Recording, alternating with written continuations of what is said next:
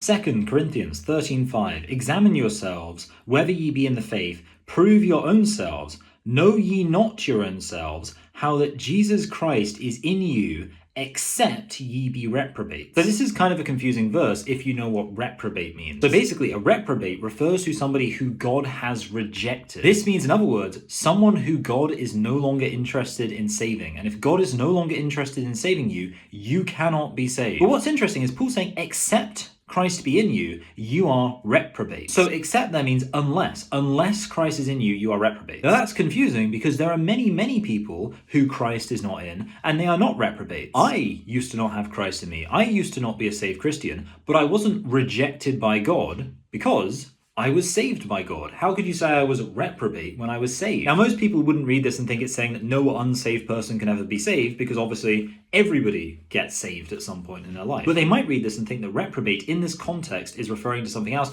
or they'll think the entire idea of being a reprobate, meaning someone who God has rejected such that you can never get saved, is not a biblical doctrine. But the answer here is really simple. Paul is talking to people who have been in this church for a long time. When you think about it, if Paul's writing a letter to a church, is he going to be writing to the unsaved person who just showed up the other week because they wanted to find out what this Jesus thing is all about? No, he's going to be writing to the institutions of the church, to the baptized members of the church. And this is a church that Paul had founded. So the church would have been founded on the gospel. Meaning, in other words, if you are a member of that church and yet you still do not believe the gospel, Christ is not in you, then you have willfully rejected it. There is no way someone who is interested in being saved could be a member of a church that was founded by Paul and still not be saved, still not have Christ in them. So the only possibility, if Christ is not in them,